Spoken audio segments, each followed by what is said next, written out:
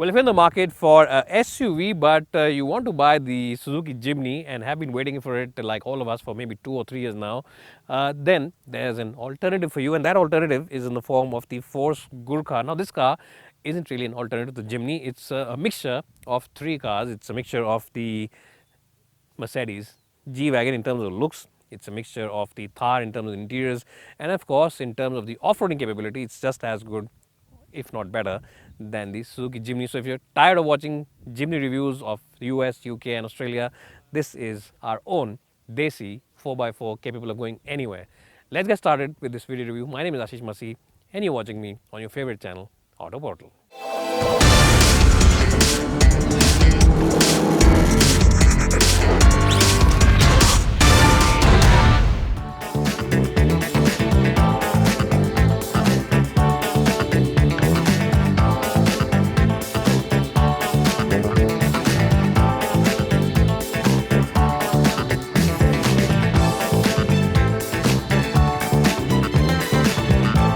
As you might be aware by now, is the online expert in terms of spare parts. If you want a spare part for your vehicle, they have it in their list. They have the most extensive spare parts catalog, right from the most affordable small car to the top of the line luxury car, you name the car, and they have the spare parts for it.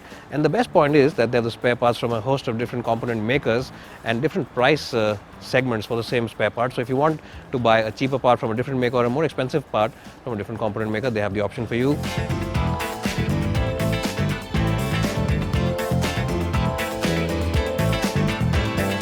Inside now the Gurkha's cabin, and this car will remind you immediately of the Mahindra Thar when you sit inside, especially the design of the center console and even the design of the gauges is very similar, almost the same actually.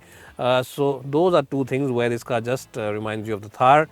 Now where it also reminds you of the Thar is the seats, because the seats are comfortable on this car just like they are on the Thar, and the padding is good, the cushioning is good. You also get nice side bolsters, which really does enhance the appeal of long distance journeys, and even the gear lever looks very familiar and very similar. So those are the areas where immediately this car will remind you of the Thar. So if you're not keen on waiting for 6 months or 1 year of that waiting list on the Thar, then this is a good option for you, and it will also be an option which a lot of buyers will appreciate because it looks very much on the outside. Anyways, talking about the interiors, well, it's not similar to the Thar. Is in the overall features list. You get a touchscreen, but it's only 7 inches, and in this day and age, a 7-inch touchscreen is something which buyers will not appreciate. It's a small touchscreen, so it should have been a little bigger. It does get Apple's CarPlay, Android Auto in the works, and it's basically a Kenwood system, so you can also get it from the aftermarket. It's a nice system to use. It's decent, but should have been a little bigger.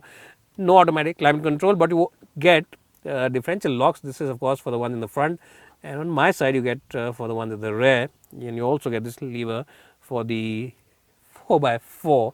So that's something which this car is very capable of. Power window buttons are here in the center. You get a little tray here where you can keep some coins, couple of beverage holders, and that's about it. No other place really. And the door bins, if my cameraman shows them to you, are really very bad and very unpractical, impractical. So it's really a shame, because otherwise nice car. And the glove box also is really huge. I mean, it's really tiny actually, but I'm just trying to be sarcastic. It really is very, very tiny, so it should have been bigger. So feature list is missing. Quality levels are decent, seat comfort is decent, and as I just said, it will remind you of the Mahindra Thar. When you sit over here, of course, you will get a feeling of what it is to sit inside a Mercedes G-Wagon, because you get the same kind of look and feel. If my cameraman shows you the bonnet line, you can see the entire edges of the bonnet, and you could also see those indicators on top on the right corners of the bonnet. So that's something which will give you a sense of how it is for somebody who's very rich, and somebody who owns 1 crore rupees and has 1 crore rupees, and somebody who's a celebrity, because celebrities drive the G-Wagon most of the time. One last negative is that tire pressure monitors are part of the kit, but their placement is very odd, and it seems like they're an aftermarket fitment. I'll just take the camera from my camera person, and this is the placement of the tire pressure monitors, and they really feel like they're an aftermarket fitment, something that Force Motors did after an afterthought. So overall, nice and comfortable. Features are missing, quality is decent, but let's jump in the back seat and see how good that really is.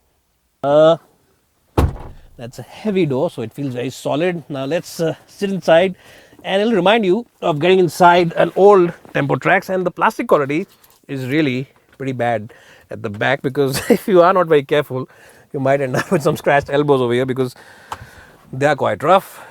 Let me just catch my breath. And once you're inside over here, you can see that the seats are decent in terms of comfort. The armrest does adjust. As you can see, the plastic quality is really patchy, and that's something that buyers will not appreciate. It really is pretty hard plastic and brittle plastic.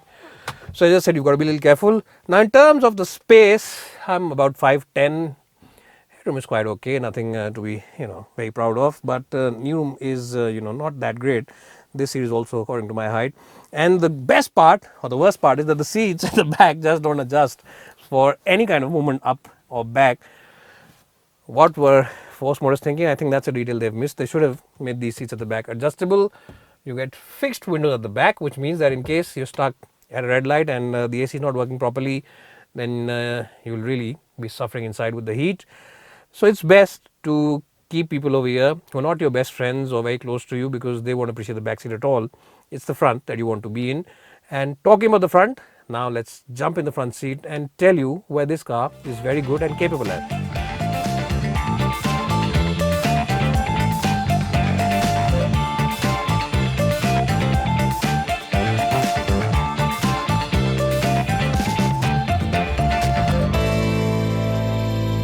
Well, so let's start this review by talking about the off-roading capabilities of the Force Gurkha first, because this car really does do very well when it's taken on these kind of tracks that I'm driving on today, these kind of surfaces. It's really in its natural habitat, so to say. And you can be driving through slush, you can be driving through some broken patches, you can be taking this car to Leh Ladakh, and this car will not break a sweat. You can cross a river in this car, and this car will not break a sweat because the air intake is over here, the snorkel is over here on top. So really, it's a very capable car for those off-roading duties, and really that's where the strength of this car lies, because it gets differential locks, it gets 4x4, low range 4x4, off-roading tires, very tall ground clearance, water weighting capacity of over 700 millimeter, and a very capable engine as well. The engine is very capable because it has 90 bhp, and that 90 bhp is available lower end in its torque curve, and also because it gets 250 Nm of torque, which is again available quite low in its overall curve of the power band. So it's a very capable car, as I just said, for all these kind of off-roading duties, and it'll never break a sweat when you take it up these mountainous roads that I've been driving up today, or these badly made roads, or those muddy roads. So really, if you are an off-roading lover, if you genuinely take your car for off-roading duties, if you are someone who regularly goes and joins a club for off-roading, then this is a car that you will truly enjoy, and that is its big strength. Now that said, it's not a car which can be enjoyed for daily driving a lot, because the engine, even though it's very torquey and very powerful in terms of its power on the hills, it's very loud as well. It's not a very quiet motor. If you have driven the Mahindra Thar or any of the Mahindra range of cars recently, then you will appreciate them for their refinement and their smoothness. That's something which cannot be said for this engine. It's a 2.6 engine, as I just said, diesel, but just not in the same league as the engine on both those cars, the Mahindra cars, that is. So in that sense, it falls behind. What you'll also not appreciate about the car is the gear shift pattern. It's not very slick.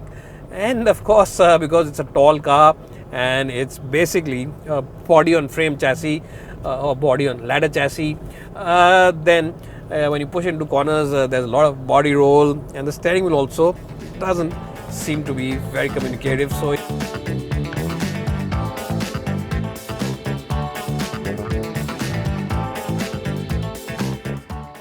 well, so just like a jeweler knows the true worth of a gem, a true SUV lover, a 4x4 lover, off-roading lover, will know the value of this Force Gurkha. It's a very capable and very nice machine on off-roading tracks, on slush roads, on badly made surfaces, and of course, when you're going up the hills, this is a car you'll really prefer to go up in them. But if you're thinking of it as a daily driver for your office work, then I think it's not as comfortable or as refined as Mahindra Thar is, which is its natural rival. So yes, it's a definitely charming car, good looking car, and a car which has strong SUV capabilities. But as I just said at the beginning, the true worth of a gem is only known by a jeweler, and the true worth of this car will only be known by a true off-roading fan. So bye for now, and thanks so much for watching.